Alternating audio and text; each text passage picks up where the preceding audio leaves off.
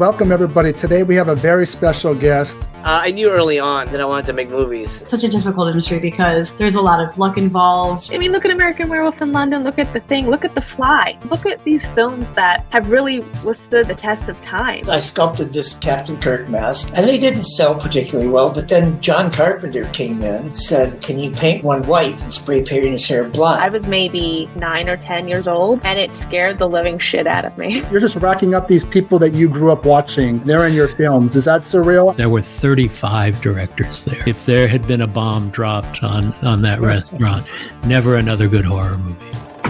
Bene's Bloody Bits. Welcome to Manic Monday. I'm here with Malcolm Harvey, film historian Malcolm Harvey, and we're here to talk about the 1987 comedy classic Summer School. How are you doing, man? I'm doing all right. It's been quite hot here today, so, but I'm doing good. How about yourself? Yeah, I'm hanging in there, doing okay, and but I'm in a good mood because this is probably one of my top favorite comedies of all time. I first saw this on VHS after it went theatrically. I didn't see it in the theaters, and it's a comedy, but it's a love letter to horror fans. I don't think it's a hybrid like a horror comedy or comedy horror. What do you think? Is it a mixture of the two, or is it? I think it's a straight comedy with the Yeah, I think it's a straight comedy with some horror love elements to it. A bit like when you have Randy in Scream in a way, even though obviously that is horror. But I feel like that's what it is in here, but without the normal horror. So it is a comedy. What I like about the film, it doesn't play around. It gets to the point. I feel like it just moves well. I mean, you open, it's the last day of school in high school. Yep. Everybody's looking to get out. It's like they've been in prison all year. You know, I remember being in school and it being like that. Like the teachers, faculty, staff, students, they're all waiting for that bell. But, the school security guard goes around and gives a bunch of these students that horrible note, which they knew was coming because when you failed a class, right? Oh crap, I got summer school. And unfortunately there's a summer school teacher who's actually played by the director of the film, Carl Reiner, and he's playing lottery, right? He's doing the scratchers. He wins the 50 grand, doesn't he? He wins the money, so he no longer needs to teach summer school for the extra money. He doesn't quit, but he's just like, I don't need it. But unfortunately the assistant vice principal is looking for somebody. And he finds the gym teacher who has no tenure. So he's got no leverage. He has no, he has nothing he can just like that cool surfing guy, isn't he, really? That cool kind of chilled surfer beach guy, really. Well, he's the beach guy. Him and his beautiful girlfriend are about to head out to Hawaii. And he tries to hide behind a bush. And then, of course, the assistant principal tracks him down. It's like, look, you got to teach, I know you're a gym teacher, but these kids, they're remedial English. So it's basic English class, and he's like, I'm not a real teacher. He's like, well, they're not real students because they're misfits. They're totally like, they all got their own issues and stuff. But I think Mark Harmon is the key to the whole film. I think if you don't cast that Mr., Freddy Shoop, right? And leading up to this, Mark Harmon was known for serious roles, but I think his comedy is really good in this. I really like it. He's really charismatic in this as well. Well, yeah, because he was known, really, I think Carl Reiner had seen him as Ted Bundy in The Deliberate Stranger. So, you don't think of this guy, this easygoing, laid-back guy that, just wants to surf and have a good time. But I feel like Carl Reiner as a comedy director is kind of like undervalued. Yeah. He's done a lot of really good things. And this film, to me, it's just obviously I have some connection to it. Growing up in Southern California, that's where this film was shot. I want to say the high school was filmed. It was the same one from The Karate Kid. Oh, wow. So it's got that, Yeah, I mean, it brings me back to a time, 1987. So I'm like 16. So I'm in 10th grade. I'm just starting high school. My high school was. I thought you were in your 40s back then. Nope, I was in that would make me like 100. No, but I was in 10th grade. And the funny thing is, I first saw this with a girl that I liked. Oh. at her house, and I had no game. I had no game. Oh. You have to remember, like, hindsight's 2020. When you look back on stuff, I could have done this, I should have done that, right? But I'm this 16-year-old pimple-faced kid with low self-esteem. You look back and like, oh, I would have done it differently. No, you wouldn't have, because at that point in time, that's who you were. You couldn't really change it. Yeah. So I have some bittersweet memories of this film based off of who I watched it with for the first So time. basically, you're telling me that you watched this film with a girlfriend. If you'd have had game, it probably would have become a more exciting movie when you look back on it.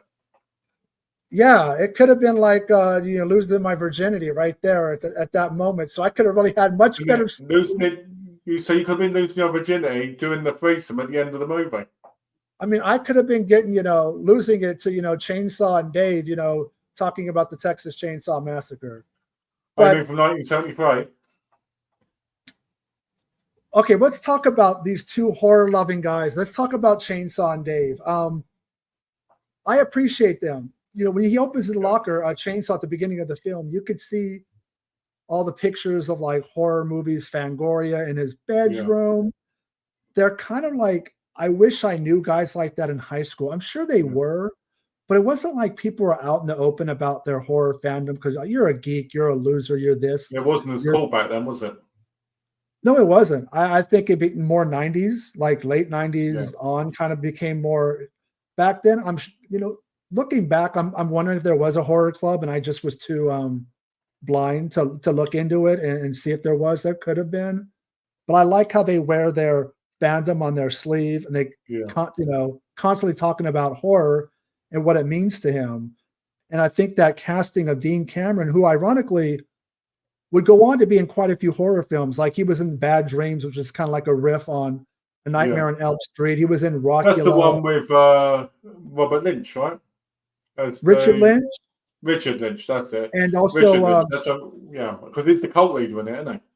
Well, what's interesting is they have like Jennifer Rubin from Dream Warriors, and the setting's very similar, where they get into a group and they kind of talk about their issues. And I think like Bad Dreams is like a kindred spirit film to A Nightmare on Elm Street 3, Dream Warriors.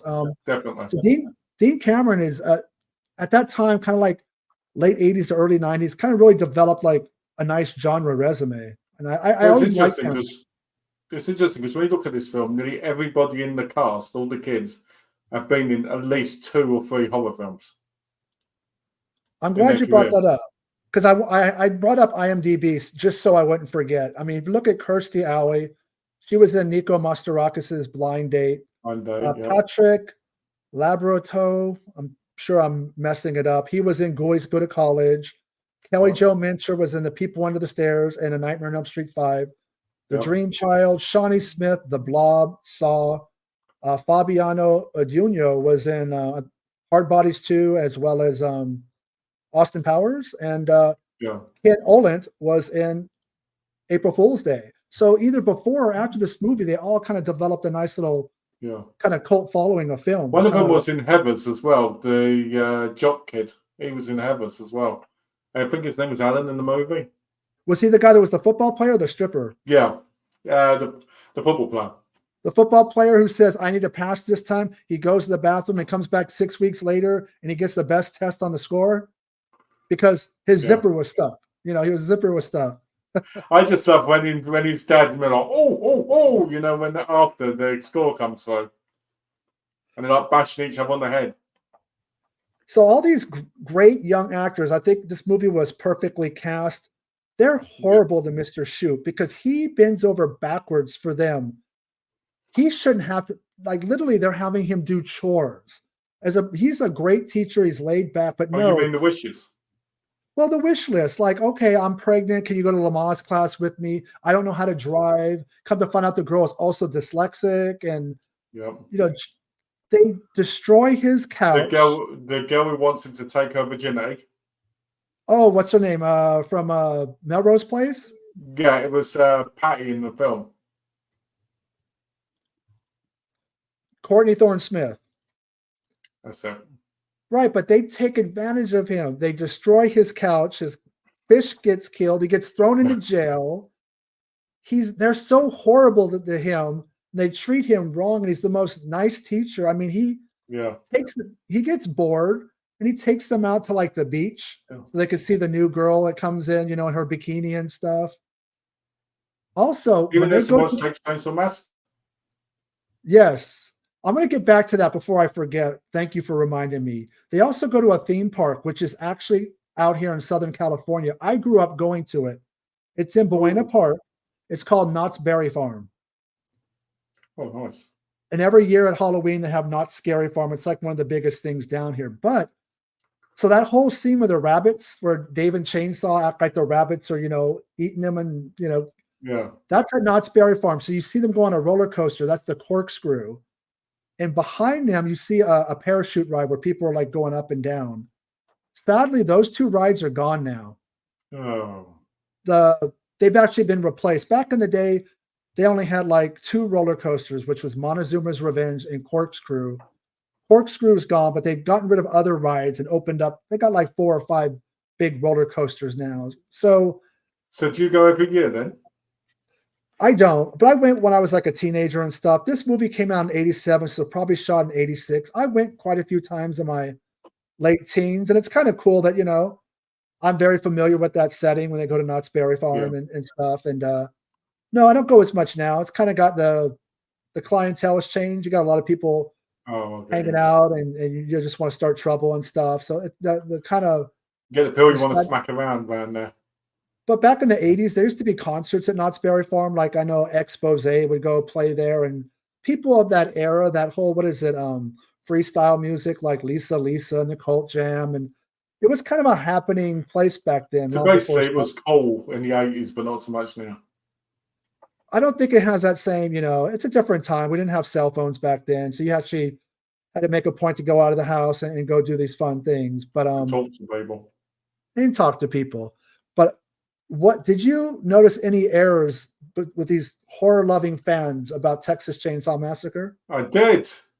They say 1973 when it's 1974. It was shot in 73, but darn it, the screenwriters messed up. They're proud that they show Texas Chainsaw in class, and they're the film is set in 1973, but it's 1974. So obviously they were thinking about in the movie, not the actual, which they were supposed to be pointing out. But when Chainsaw says Tobey Hooper's and he says 1973 instead of 74, it's not the end of the world. But I've gone back and watched some of my videos, and I've gotten information wrong but as well. They're supposed to be hardcore fans, and they're kids. They're supposed to remember. Well, I blame that on the screenwriter for not getting the years right, because there's a big difference between 73 and 74 when you're proclaiming, that you're the huge horror fan. So what I will say about this film is, for horror fans, they have incredible makeup effects that they create for that one scene. Like, we just came up with that and just did it like randomly. Amazing. They should be in the industry, right? So So basically, the story, they need to get a certain grade on these tests to pass, and Freddy Shoup's job is on the line, and they take advantage of him. And eventually, he's done. Just messed up his car, screwed up his life, turned his world upside down. So he steps away, and they bring in a substitute teacher, and Chainsaw and Dave have a plan.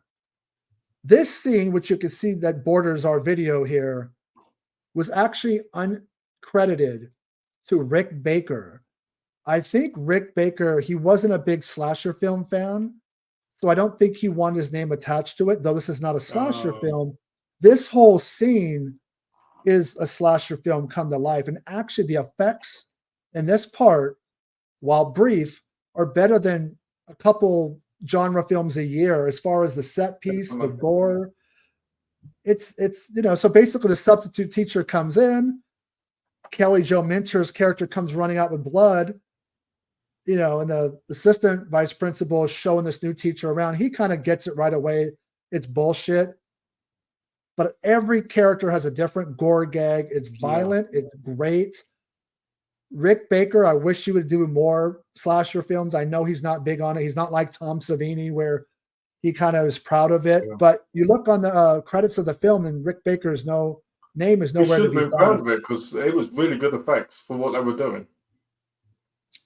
I mean, Especially the bit where he's cut in half and everything. well, yeah, there's evisceration, and the Shawnee Smith character has like a ruler in her mouth, and it's just kind of And stretched the eye out. popped And out and the eyeball you know. popped out, and the hanging from the door. Remember the one guy's kind of heads to the side, and the severed hand comes along, and the severed hand's hilarious because it goes next to the face. He's supposed to be, I think, dead. He's like trying to, because it's knocking him. And then he pulls the tongue out. So I'm guessing Rick Baker wasn't a big slasher film fan. I think that's unfortunate because this is some of the best work of the late 80s of any film. And it's not even, I really do think it's a straight up comedy. Having watched it about a week ago, I wouldn't even call it a hybrid. It's a comedy 98% of the time. But with Chainsaw and Dave, it is that love letter to horror fans. And I absolutely appreciate that because that was back in a time where horror fans were a little bit more closeted. You got your Fangoria in the mail and you kind of hid it and you didn't want people to see it. And it's the time where you'd hide it under the bed. I used to subscribe for about a year or two to Fangoria, and it came like in a brown bag at the time. Now I think it's like a black, almost like a morgue looking bag. But my mom got a hold of it, probably like 14 or 15, and she got a hold of it, and it was the cover with the movie FX on it, which really wasn't a horror film, but it's a really gory scene from the movie with a hacked up prop. And my mom was not happy. She didn't throw it away, but it was very easy to pull the sleeve off and see the cover. And it's like, Mom, you took me to see, all these horror films when I was young. I know the difference between reality and, and I get as a parent, you're like worried it's going to warp their mind and stuff. But I think if you educate your kids at a young age, you get, that they're going to understand the differences. I'm not going to. Yeah, I'm not going to be standing there watching The Matrix and thinking I can bend bullets. Yeah, I mean, I think, a little bit of a different time. I think your parents would just sit with their kids. My mom was actually very cool with horror films in general. She was a little bit on the religious side. So it was movies that dealt directly with the devil that she had a problem with. So The Exorcist. Oh, so The Omen, Exorcist, yeah. Rosemary's Baby. So I kind of had to watch those films, kind of like sneak them in, rent them from the video store. My mum, she was a big horror person. She loved horror, but she never wanted me to see The Exorcist or Nightmare on Elm Street as a kid because she thought, not because Freddy Krueger was in the dreams, but as a kid, I would die in my dreams thinking he was killing me or something. It was very weird. But the rest of it, she didn't mind. Is your mom the reason you got into horror films? Because she watched them? Yeah, she was the reason I got into arts films because that was the two genres she really loved. So we used to watch them constantly together and get them from like the VHS store and rental stores. So that's where it all started for me. So what was like some of the first couple of films you guys watched together?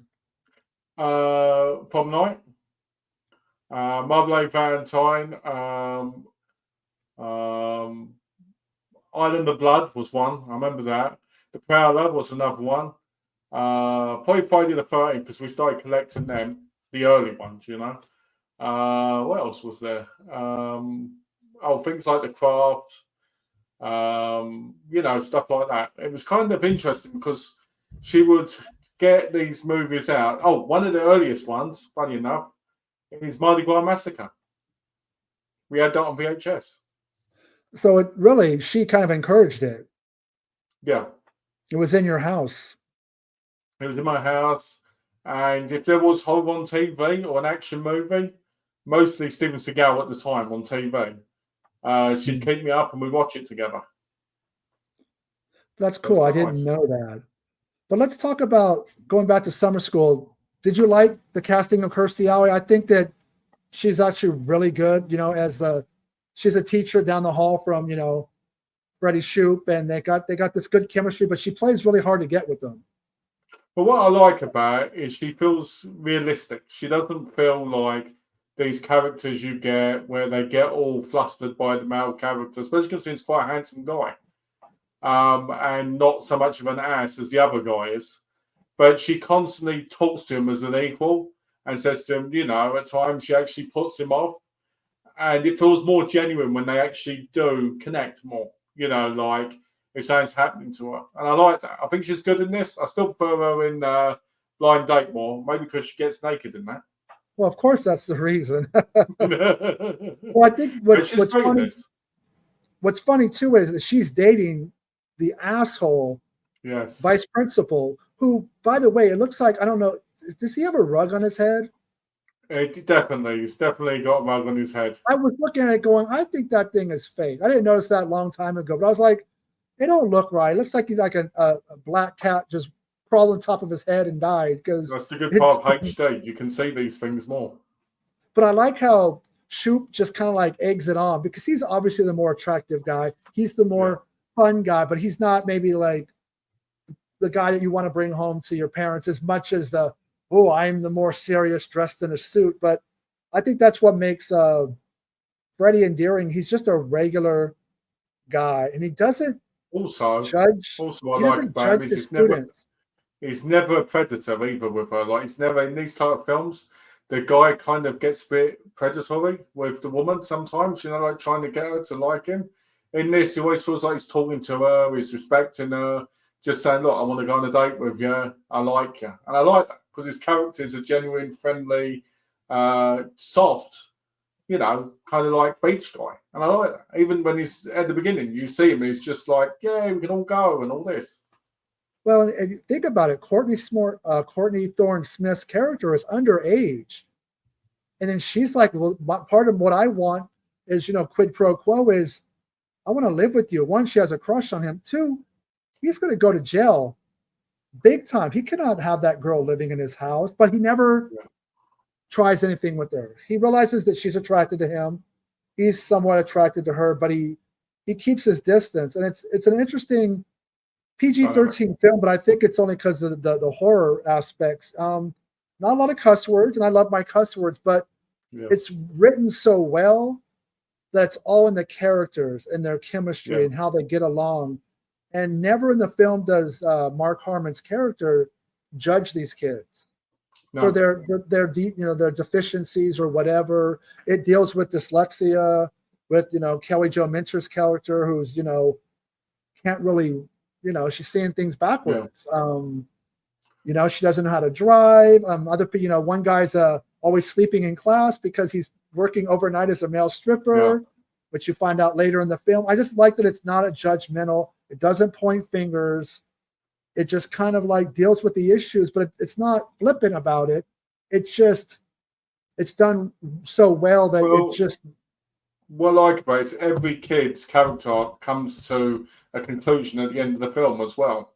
It's not like, oh, that one's a waste. We actually have conclusions, what's going to happen. Even when Shawnee Smith's character gives birth, we get to know what she's going to be doing.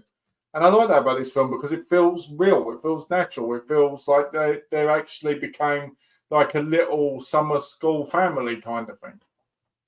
Yeah, and by the end of the film, the whole goal is these kids pass. Only a couple end up passing, but the improvement is so big on these other people that it is a success. Not everybody passes, but some people go from an 18% to 44%. Yes, that's not passing. Exactly. So, it does have the happy ending. I know that us Americans, we love our happy endings, and Freddy gets the girl. Can we talk about the threesome at the end? Go for it. Okay, so he gets the girl and they land on the beach, right? And the water's coming up. The dog runs up and starts tonguing them both, right? And Mark Hamill, Freddy, goes, "Oh, I'll screw you," and starts kissing the dog. It's one of the most. It's such a great scene because the dog's really getting in there. You know what I mean? Like, you can see because these characters, it's like, and Mark comes like, "Mwah," and all this on the dog. I love it. It's such a great moment. And it is a movie of its era. I mean, the Danny Elfman has a song in it, former lead singer of Oingo Boingo. Everybody knows him from, doing all the scores for Tim Burton films and stuff. And it's weird. Sometimes I worry about watching films like this that I haven't seen in many years. If I'm going to look at it through an adult eyes and go, oh, it doesn't work. But it's almost like no time had passed when I watched it. It's like this 90-minute just gets to the point. Not a lot of exposition. It flies by as well. But not in a. It's not like a Charles Band Full Moon current day film where it's like 60, 70 minutes long. It's a 90-minute film, but it goes so well and flies by so fast. You're almost like you don't want it to end. It's like when you're listening to the radio and one of your favorite songs come on. That song will always go by like 10 seconds, it feels like, because it's also enjoyable. The other thing is his girlfriend never comes back. Yeah, well, we know what happened is she went to Hawaii and found another dude. She should have never went on that trip without him, and she has the nerve to ask him to drop her off at the airport. That's the least he could do. It's like, what? Because you know what's going to happen. You got a lovely lady in Hawaii by herself. There's going to be some islander over there. It's going to be like, hey, what are you doing tonight? Oh, nothing. Yeah. So but we never see her again after the beginning of the film. Sucks. Great film. Absolutely amazing. First time I'd seen it. Oh, you'd never seen it? No, I'd never seen it before. First time I saw it. And if I got the chance to pick up the Blu-ray, I would, because I really enjoyed it. Yeah, just so people know, there is a Blu-ray of it. Shout Factory put it out. It's not heavy on the extra features, but it's available on disc. I think it's a really wonderful film. It still holds up. It definitely, as a teenager of the 80s, it definitely brings back all kinds of memories. It's kind of like a time machine. It just kind of throws you. Time capsule. Absolutely, it's a time capsule film. The music, the clothes, the way people acted. I could tell you this one is one of those high school comedies that doesn't overdo it. Like you watch some of those films and like high school wasn't like that because they overdo it with everybody's happy-go-lucky. This film deals with, life, the good, the bad, the things that happen. And I do think it's it's my top 5 comedies of all time, up there with movies like Running Scared. I think we need to start making a new series of videos called Bene's Memories, where it has a memory of an ex-girlfriend or something connected to it. Well, in a way, these retrospectives are kind of like, they are memory movies. I mean, we'll do newer films too. Retrospectives don't have to be 30, 40-year-old I love these films. movies, though. These movies are great. I think they're amazing. I like covering any of them and every subject and stuff, personally. And plus, if I don't know the movie, it's even better because I get to live that movie for the first time. You've seen it, you've got memories about it, so it's like kind of like the original and the new, seeing it, which is nice, Well, I'm glad you enjoyed it. I didn't realize you had never seen it, so this was a surprise to me. But thank you, everybody, for watching. We're going to wrap up summer school, but we will be back next Monday to look at the career of filmmaker Jeff Burr, who this is going to be kind of like a retrospective, like of a career, like the way we did with Anthony Hickox. And Jeff Burr is known for Stepfather 2, Pumpkinhead 2, From a Whisper to a Scream, Puppet Master 4 and 5, Night of the Scarecrow, Texas Chainsaw Massacre 3. He passed away last year. Kind of like I am friends with a few of people that work with him that know him well. Darren Scott, who was a producer on From a Whisper to a Scream, and it kind of took him by off guard. I think he got away from Hollywood and kind of moved back to the Midwest. So I don't think people were in contact with him like they used to be. But that hurt, man.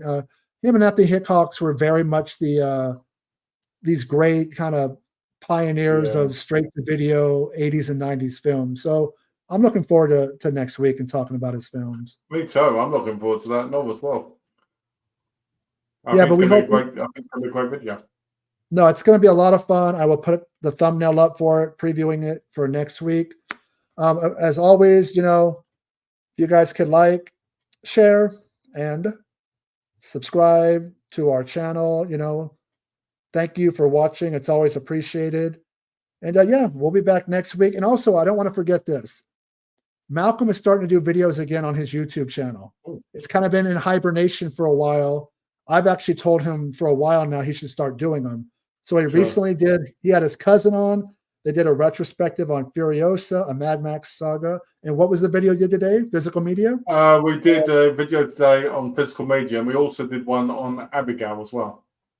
So now that Malcolm's doing that, I will make a point in my description of the videos to put a link to his channel. I didn't do it before because you could see videos, but they were pretty dated and he wasn't doing new stuff. But just so you know, Malcolm Harvey is at May to December, but I will put a link in the description to the channel so it'll be easy to find. Thank you guys for watching, and we'll be back next week. Take care, Later. guys.